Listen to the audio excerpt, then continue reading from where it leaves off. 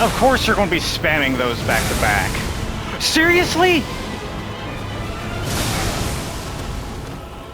He literally just said, know what? I'm going to make sure everywhere around me is a hitbox.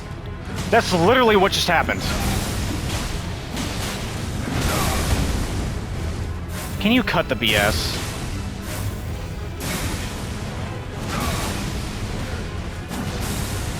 Stop running! Oh my... I freaking hate you! Stop! Oh, every time he moves, he freaking teleports!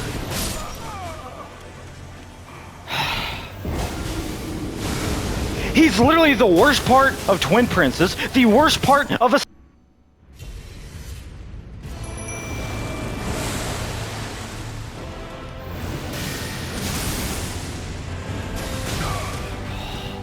I have to get out of the way of the explosion, and then I have to get out of the way of his attack. You freaking coward!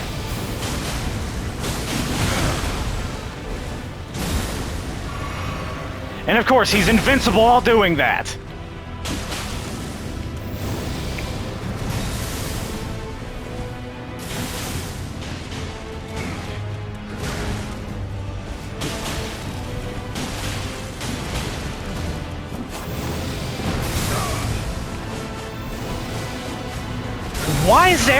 Why is his AoE behind him? That's the stupidest idea!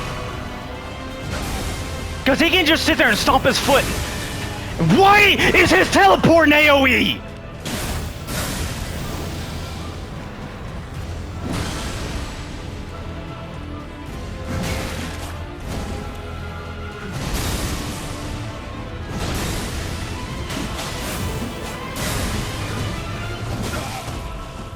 Of course, he's just like, I'm gonna make it a lunge just to make sure it hits you.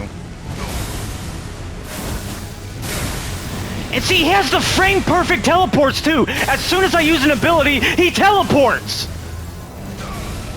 No. Just no.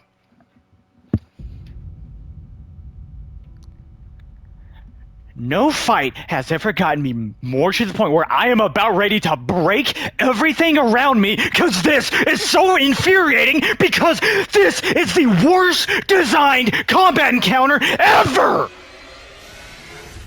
This is worse than Calamity, Manus. Like, I would rather fight both of them at the same freaking time than this! Because at least then I know, okay, hey, these are both supposed to be individual, and they're both a pain in the butt on their own. So it's like, this is supposed to be bullcrap. No, this is the final freaking fight! Like, this is the end of all of it! You have to get through this! The others, that's all extra. No, this one, you have to do it right at the end! Why is that the fight they decide to have a freaking aneurysm and have freaking explosive diarrhea at the same time for?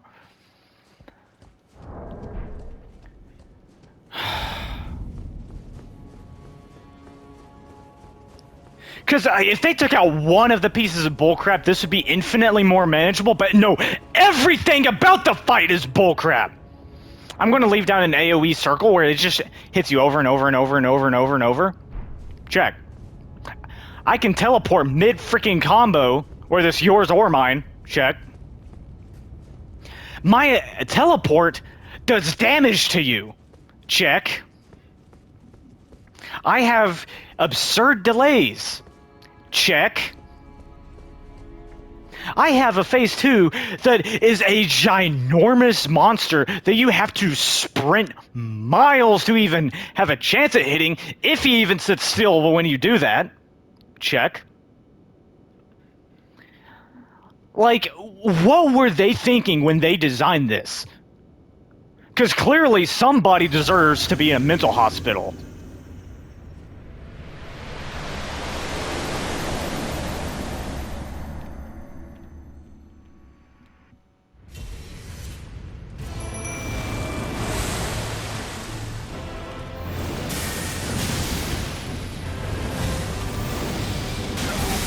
Why didn't you budge? Oh, probably because I accidentally clenched the controller because this is insanely difficult and stressful because it's retarded completely in design.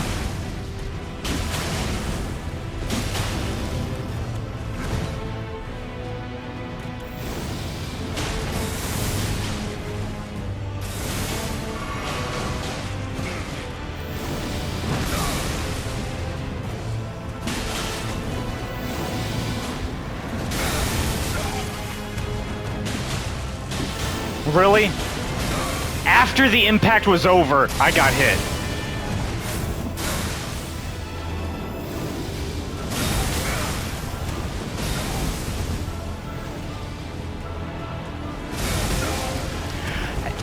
Why did that hit behind him?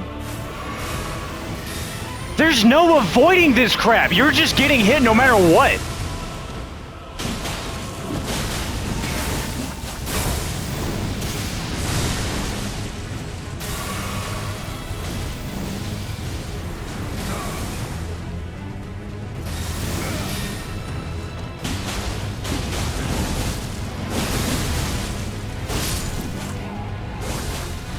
Mimic Tear's not going to last very long.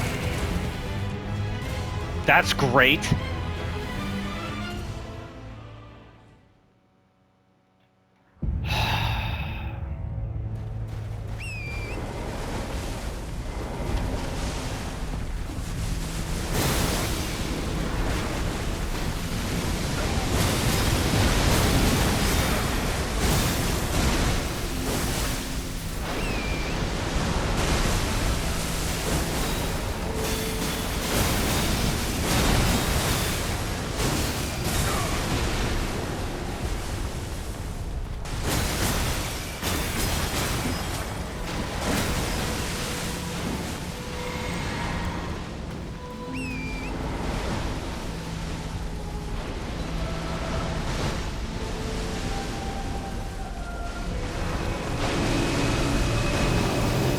So he decides to go up in the air. Cool.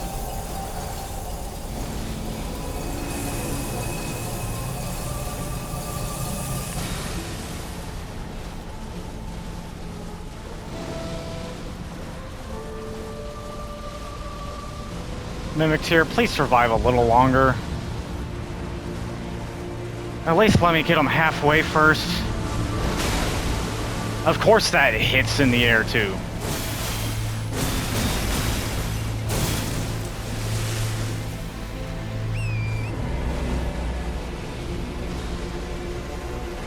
Well, Mimic Tear's dead.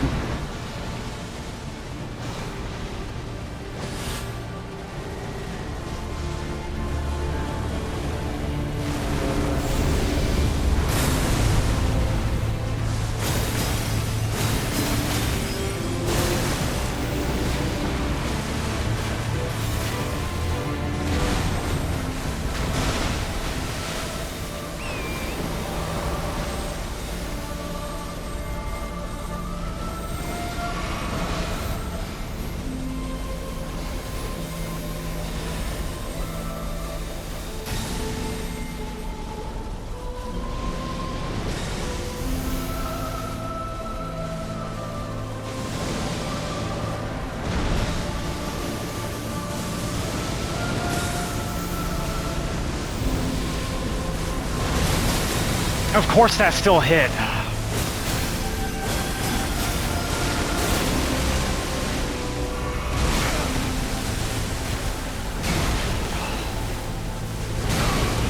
And it didn't even let me dodge. Are you serious? Alright, don't double heal when I tell you. That's fine.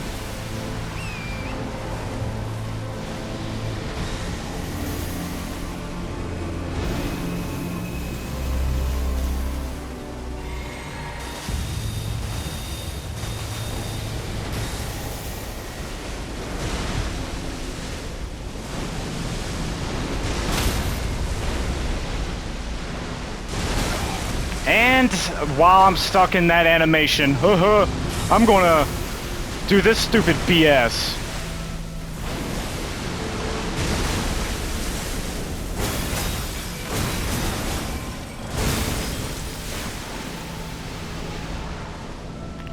And I'm out of heals. Of course I am.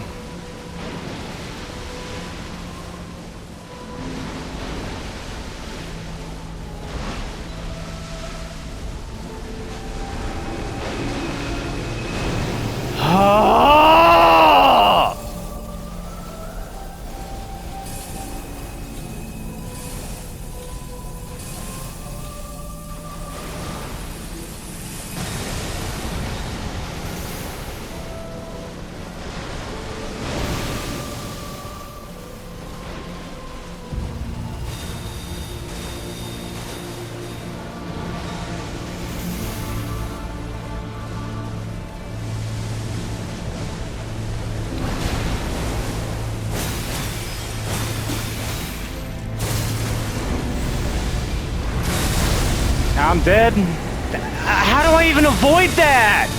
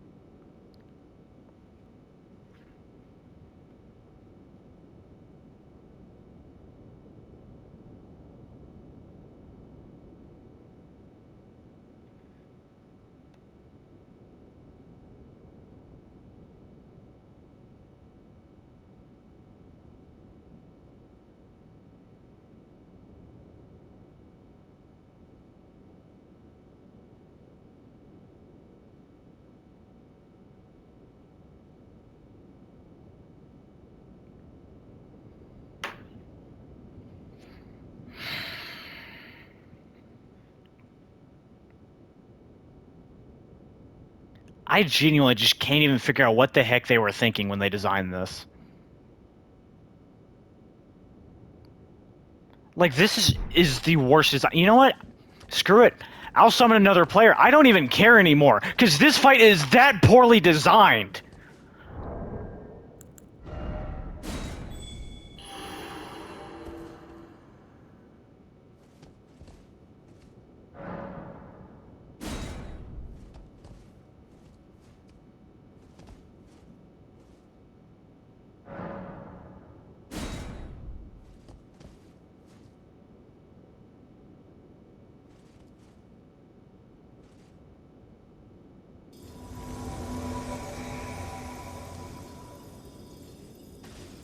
Hey!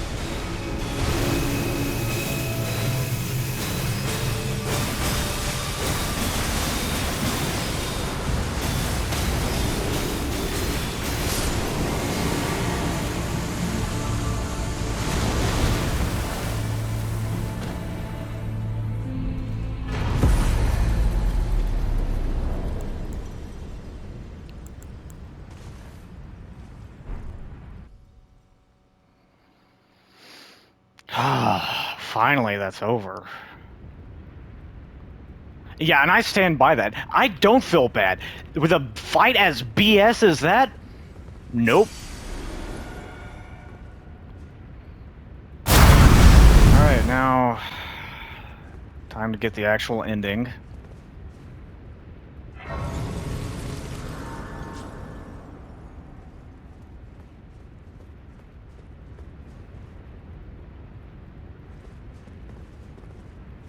Yeah, I'll send Ronnie. Become Night Lord.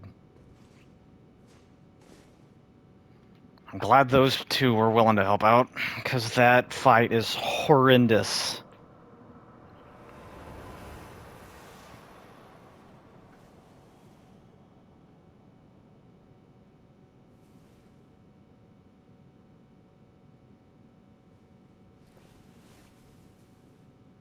The battle is over, I see.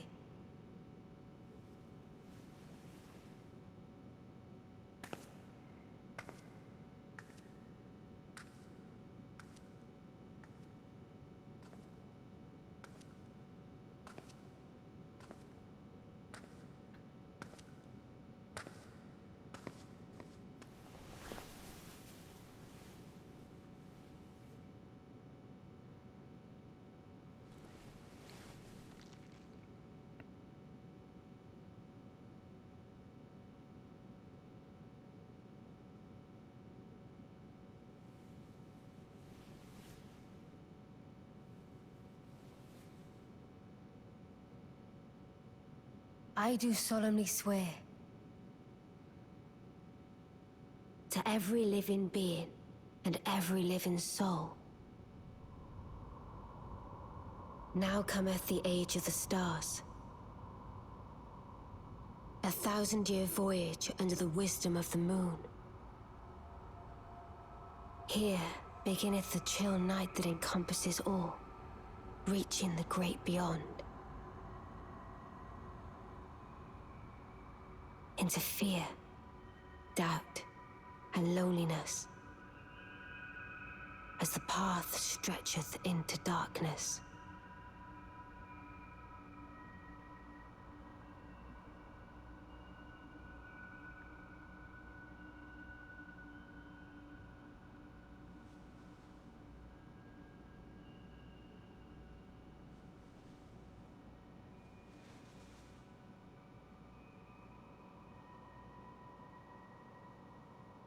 Let us go together.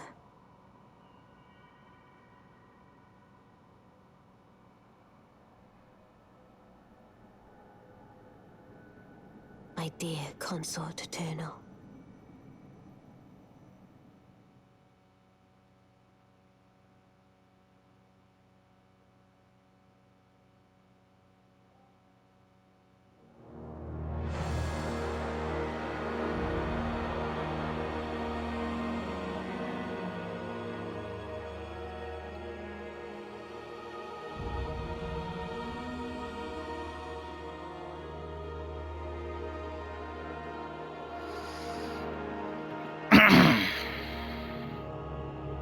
Alright, so final thoughts on the game. Alright, Jun Ito. I thought that said Junji Ito for a second. Dang, I was like, what?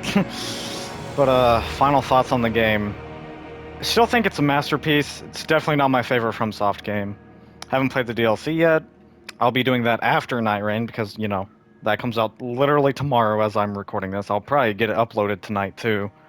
I just have to edit the footage together after stream. But, yeah, I felt like the longer I played it, the less fun I had, with the exception of Melania. That one, I would have loved to have been able to take my time with, but it was crunch time, so I needed to get... As someone who tries to make content, and who's trying to keep on a schedule with that, I had to get done before Night Rain. And... yeah, I am looking forward to New Game Plus for Melania specifically. She's pretty close to Gale for my favorite fight. But I hate that that's the note you ended on with Radabeast, gameplay-wise. I really like that this story with this ending. Bro, why is this music like this? I'm trying to, like, talk here. But, this ending does seem like the best ending to me from what I understand of each of them, because there's, oh, you mend the Elden Ring and things go back loosely to how they were, at least fairly similar, which the world seems to have needed a change, kind of like in Dark Souls, so yeah, that don't seem right. Or you could do that with variations and use different runes to repair it and bring about a new age, which is more of like Dark Souls thing, with like needing the fire to fade and bring about the Age of Dark.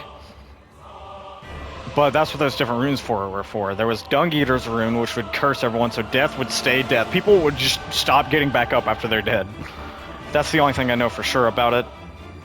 They would probably make more omens and stuff like that too, because it would literally infect life with that.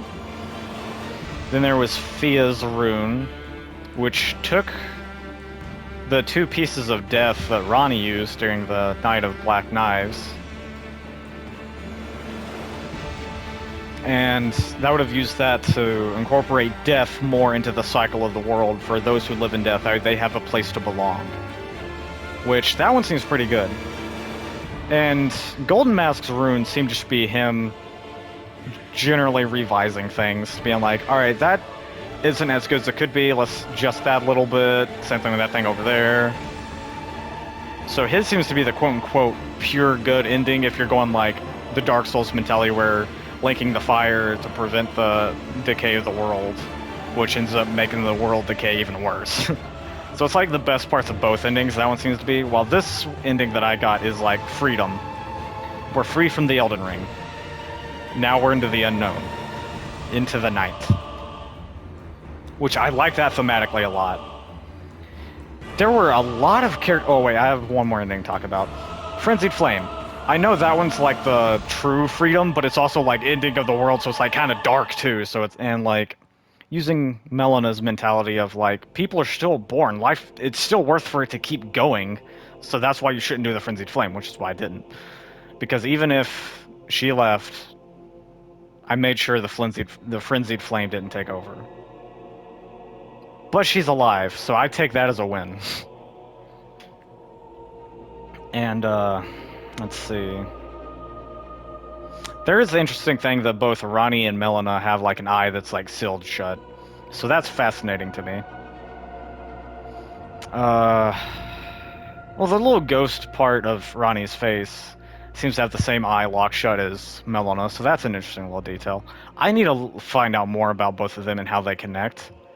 The character quests in this game are some of the best written in terms of like progression, but not in how you progress them, because like it's an open world, so it's like you have to just hope you find people unless you're using a guide, which I decided to do about halfway through the game. And I'd already missed some things permanently because of that, which is very frustrating. The open world itself, like exploration, the big part of the open world, this is either the most beautiful world I've explored, like open world style, or the second most. I don't know. It's between that and Breath of the Wild. I still prefer Breath of the Wild more. This game didn't seem as philosophical as Dark Souls. Like, it was still philosophical. It was there, but that didn't seem as integral to it like it was in Dark Souls, and that's what I really like. The gameplay is just a more refined, better version of Dark Souls. Like, this clearly plays better, unless you're getting stuck on the floor, which, you know, open world problems, they couldn't fine-tune everything. I like that they incorporated Spirit Ashes. That way you have an option, but you're not wanting to, like, summon another player. You still want to play single player. I like that a lot. I liked respecting the ones for the most part, aside from, like, the ending of this. Excuse me. Like, if it was, like, someone who fought me in their own power, aside from Melania and Radagon, although Melania made copies of herself, so me summoning a literal mimic, that seems fair. So I will defend that choice. I'm glad I did her phase 1 on my own. That was very rewarding. And beating her even with Mimic Tier felt rewarding. So that's still my favorite fight in the game. The Radon Festival. That was peak video game. Because, like, it's you giving this guy an honorable death after he's lost his mind. But even though he's lost his mind, he is still that strong where you need that many people to fight him. I loved that. Godric literally grafts other people onto himself because he thinks he's weak, even if he won't admit it. Yeah, I don't respect him enough to respect the ones. I don't care. I just want him to die faster. Unless he was like an actual person, because I think life is valuable. But since it's in a video game, just die. Get out of my way. Let's see. I really liked Blythe. He was debatably my favorite NPC. And he was a homie. But he was also like very Guts, which I liked a lot. Because it wasn't just like Guts stuff making it into it like in Dark Souls. There's like no, there's a character that's pretty heavily resembling Guts. And then, you know, there was the Guts sword, which is still my favorite weapon in the game. I liked Bonk, but Bonk made it where I didn't even have to play the game. I said, oh, Unga Bunga, and everything's died. I didn't even have to engage with it. That's why I switched. That and I like katanas. They're cool. Dual-wielding katanas is dope. Torrent is very well designed in functionality for the most part. Like, there's jank moments, but overall he's good. Yeah, overall, this is probably my third favorite Souls game. I like Dark Souls 1 and 3 both more than this, easily. I'll sit and think about it. Maybe my opinion will change, but this is a masterpiece. For as far as being a video game, it is the best of the series that I have played.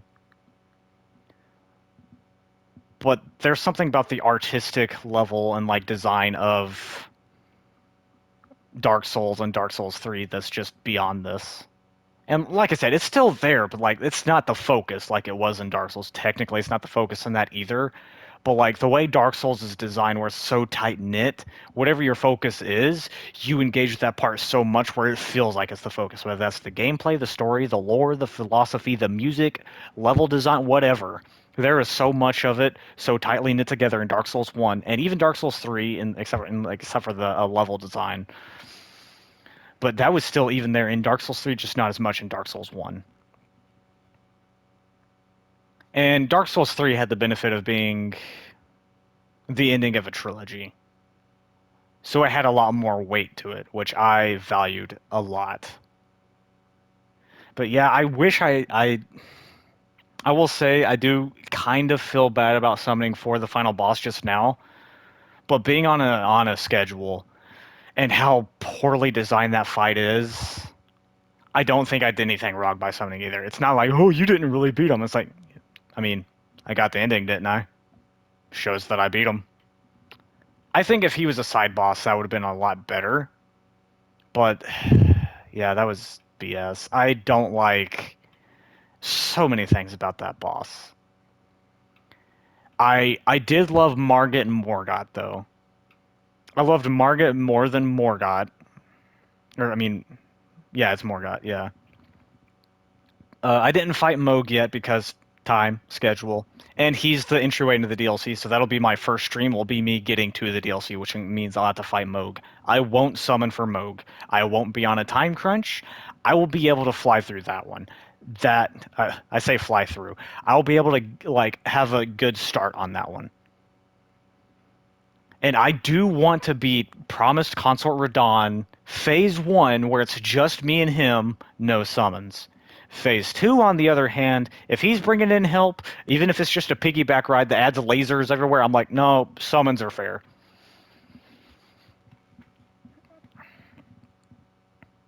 Let's see, begin Journey 2. If you do not start over now, you can choose to begin Journey 2 later. Alright, no, I will not. Okay. I am going to go ahead and... You know what, I'm going to read the lore on the stuff I got first. Well, that helps because it's just this. Remnants of the Elden Beast into the Erd Tree. The power of its namesake can be unlocked by the Finger Reader. Alternatively, can be used... Okay. It was the vassal beast of the Greater Will. So it's not the Greater Will, it's like... Basically, it's pet. And living incarnation of the concept of order. That's what's wrong with you. There was no order to any of that. You've lost your marbles. That's what's wrong with you. Alright, yeah, that was a mercy kill then. Yeah, that is probably going to go down as my most hated fight in all of Souls. Because, like, I hated the Estelle Natural Born of the Void and his souped up version in some random mining tunnel. Both of those were also horrible. I hate those. Like, if I'm having to chase down the enemy, I hate it. That's why I hated Sin the Dragon in Dark Souls 2 so much. I respect most of his design, so I'll still say he's like an A or B tier boss. Because overall, he's well designed and functional. He just flies away for all of it, which is annoying. And he does the breath attacks. Those two things are what ruined that boss. This one has way more things that ruin it.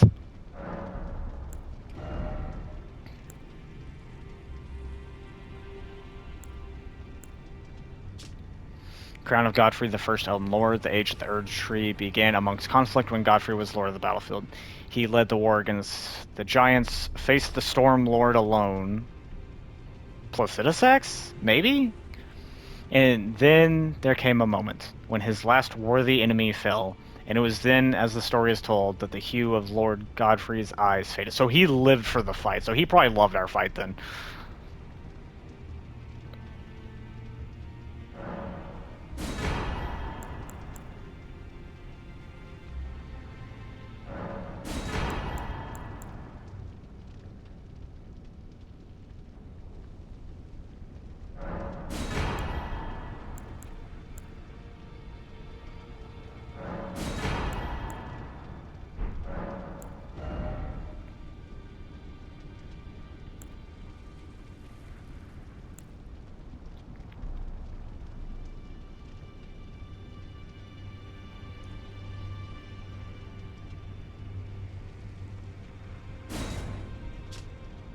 Weapon of Godfrey, Elden Lord. It was broken in a battle fought as leader of the Tarnished during the Long March.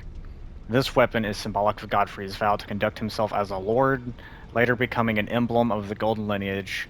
In the days of the past, a crown was warranted with strength. Unique skill Regal Roar, let loose a mighty war cry, raising attack fire while sending out a shockwave that cannot be guarded against by stomping the ground. While active, strong attack becomes a lunging slash. It's pretty neat. This Ash of War grants... Oh, it's an Ash of War! I like that! The Ash of War grants an armament, the heavy affinity, and the following skill. Horalu's Earthshaker. Slam both hands onto the ground to violently shake the earth and unleash a shockwave. Follow up with an additional input to slam the ground again. Usable on all melee armaments. Yeah, I'll take that one. That one seems really cool. I won't use it, but I want to have it. Stone hammer made in the lands of the Newman, outside the lands between. The tool with which Queen Marika shattered the Elden Ring and Radagon attempted to repair it. Oh, so they were at odds. That's weird. Because they're the same person. The hammer partially broke upon dragging the ring, becoming splintered with rune fragments. Unique skill Goldbreaker, leap up high, and while suspended in midair, imbue the rune shard with light before smashing it down hard onto the ground. The heroic Radagon signature attack. Interesting. Sacred Relic Sword. Sword wrought from the remains of a god who should have lived a life eternal. Thoughts on what the weapon portends are many and varied. Some consider it the mark of a great sin, or a sign of great devastation. Some think it as the end of an age, while others the beginning.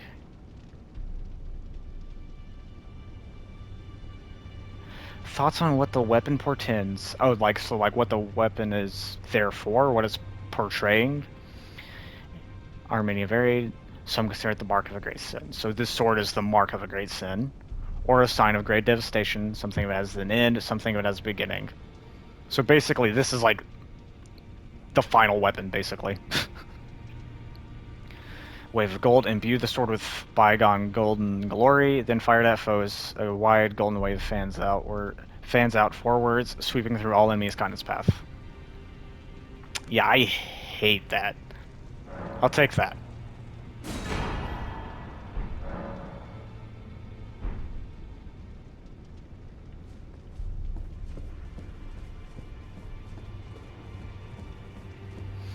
Alright, it's time to level up, and then that's it. I will end stream there. Thank you guys for coming out. I'll ramble a little bit more, giving more of my thoughts, reviewing the game as a whole. But aside from me doing that, that's basically everything I'm going to do. But let's see, where do I even start after that? I can almost get that. Yeah, I'll get up to 46 on my decks. I'll put another couple of levels in.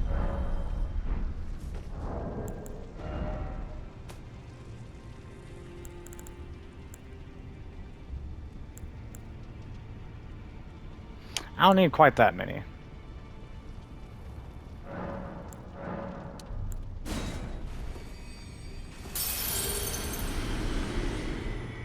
Alright, that should be enough. Or just below it. Just below it. Alright, I need 1,000 more. Alright, cool.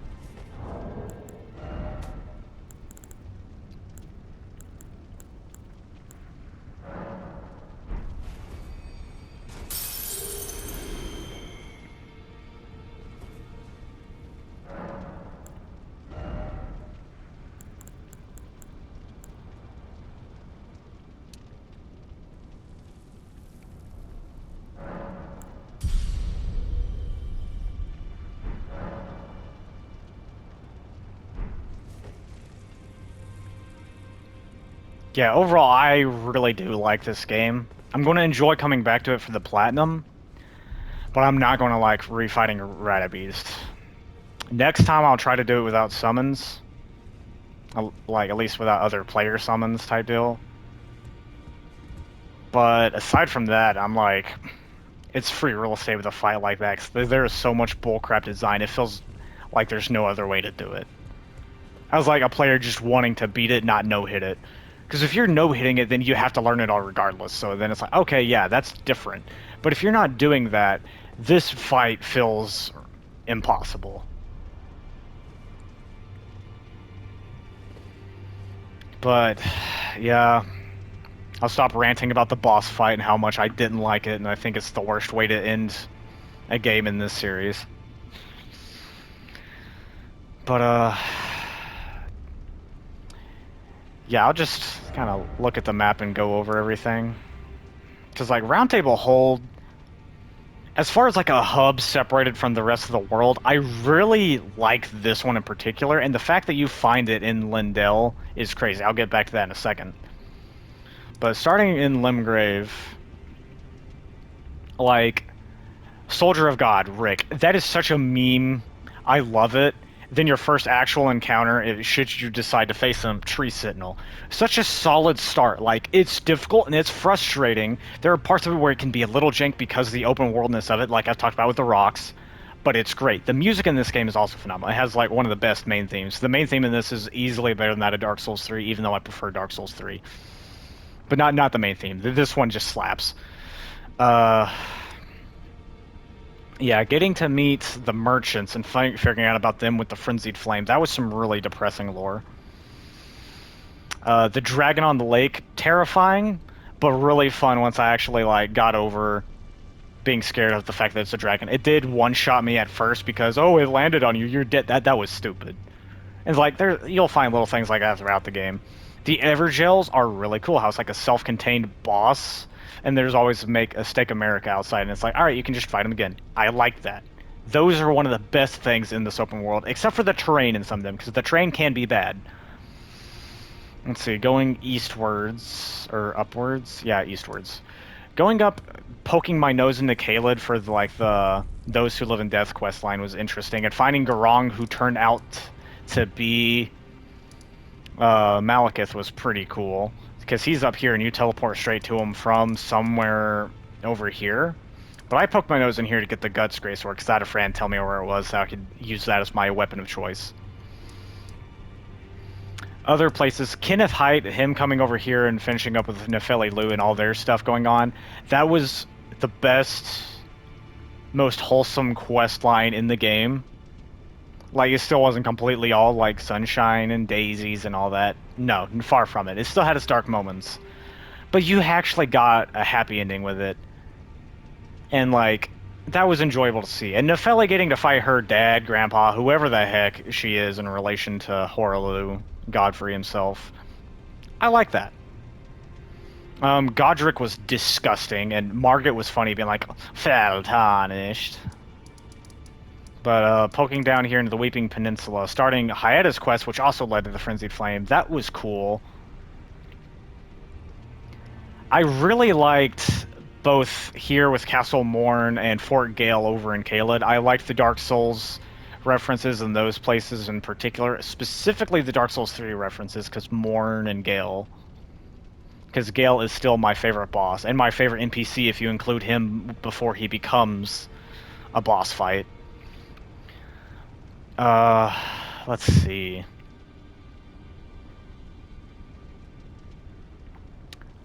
I liked having the flask with, like, the different benefits that you can add in yourself. I liked the dragon stuff where you can eat their hearts and gain abilities at the Dragon Communion places, like this little island over here. This was basically a Zelda dungeon, but, like, amped up on steroids, and I loved it. Like, well, there weren't that many puzzles, but, like, you still had to kind of puzzle out where to go and stuff. So I'm like, I still say that feels like a Zelda, dungeon here for the most part, especially vibe-wise. And I think they were called Legacy Dungeons. That was great. Going back here to kill the guy that killed me at the beginning was fun. That could continue the Moog quest line, which I got everything up until the ending, because I just didn't have time to fight Moog. Liurnia is probably my favorite place for exploration, because there was so much here. You go through here, all this water stuff with the Revenants was not fun, but it was interesting to explore. You get to see a new type of stuff. There are so many caves along the sides throughout here. Jarburg over here, phenomenal, except for the depressing ending. The fact that Ronnie's quest kind of went over here and then also fed back into Fia's quest, that was such an interesting thing, with the two parts of the Rune of Death used at in the Night of Black Knives. Speaking of Ronnie's quest, ending up over here, this whole section, kind of frustrating, but overall really good. I liked it a lot. I think it is mostly well designed, but like a few issues I'm not even thinking of right now. I just remember being annoyed, so maybe it was just annoyed, not even an issue. This fight was BS. Enough said, moving on. Let's see. Ray Lucaria.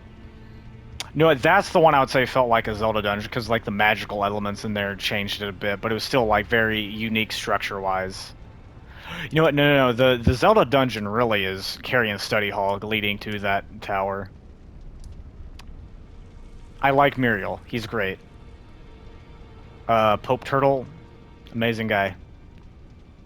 Going up here was terrifying with all the hands and everything, but it was nice to have like a dungeon that was a hub that had a major boss. Two actually. One just ran away. With a bunch of NPCs over, like, through these areas. That was, like, everything is, like, every part of the game coalesced into that spot. Whether it's action, NPCs, dungeon, like, all of it was coalesced there, and I really like that. And there's even an Evershell over there. Getting the Grand Lift Adectus was a fun experience, having to go back to Caelid. But working my way up the side over here to go up the side area into Altus Plateau was nice. Getting carried to Volcano Manor in all the wrong ways was fun, although that did mess up some quest lines because I didn't know any better. So I am going to do that differently on New Game Plus. I really liked Volcano Manor, how it's like a second hub, but if you choose like the more morally gray faction, it's like a hub for a different faction. I really like that, and how they're like, we oppose Golden Order because we don't think that works moving forward in the world. But they're also killing other Tarnished just to stop them from doing their stuff with the Golden Order. So it's like they're still quote-unquote bad guys too. I like how they're morally gray, but having to hunt down other Tarnished to earn an audience with Rykard, I think that was a very excellent choice of gameplay. Altus Plateau, very beautiful. Worm face enemies over here, terrifying. Windmill Village, old ladies there scared me. Getting Millicent to come back over here after I'd already done it, I'm like, I wish I got her stuff going first, but I didn't, so oh well. But like, I really loved Millicent. Yeah, I take it back, she's probably my favorite NPC. How that wrapped into the stuff with Melania. Speaking of which, going back to Caelid, Radon, I already talked about him, best thing ever. I need to re-explore Redman Castle. Sounds like Halo in there though, the soundtrack. Poison Swamp 1, annoying. Let's see. Bro, the invisible enemies in Celia, BS. The dragon stuff over here, difficulty-wise, BS, but like the fun puzzle was fun. I don't know what the enemies, like what kind of crack they're smoking in for off, but that was annoying. Let's see. The jar over here was a funny little thing. Underground stuff. So like over here, you go around the under part here through the well here. But then you can come back later through a hole in the ground from Radon and do the upper part. I really liked that, and how this led me towards more stuff with the Ronnie's quest. Also, Moog's area. Not gonna really talk about it anymore because I haven't finished it, so I can't give my opinions. I like the Great Rune system, how you can change your buffs, but they're like kind of like the Embers from Dark Souls 3. I like that. Lindale, all parts of it, stressful but fun. I loved Lindale. Aside from Capital Vash, the Putrid Tree Spirits ×3, that was stupid. Because that enemy is so jank. I know it's cut content from Dark Souls 3, it should have stayed that way. I like the environment through up here, but like it was stressful. I think it was well designed. It felt the most like Souls as an open world, because like obviously Elden Ring is not Dark Souls. Same design philosophy and same developers, but it's not Dark Souls. The place that felt the most like Dark Souls was up here, because it was like literally open world, but everything was harsh. I liked that, but I didn't like going through it because I like it better in more tight-knit areas. Let's see. Going up into the Halig Tree. Halig Tree is hell. Burn this place to the ground. But I really enjoy Melania's fight, so that's what I'm going to say about that. I love jumping into the Forge of the Giants. That was cool. Farum Azula, a place beyond time. That is so cool, especially since it's a physical location, too. It's just time is kind of bent around it rather than it's lost in another dimension. I like that take on it. That's such a unique way to do that, because normally it's like, oh, it's in another dimension. So I liked how unique this was. The beastmen there are a pain, so are the birds, but overall, I really enjoyed Farum Azula. And then you come back, Capital Vash, and you go to the end of the game. I did forget to talk about another underground area. So there is another deep ground well over here that you also get to by teleporting in Ronnie's quest. The other Lake of Rot, which there was a third one, but it was tiny, up in the Halig Tree with Melania.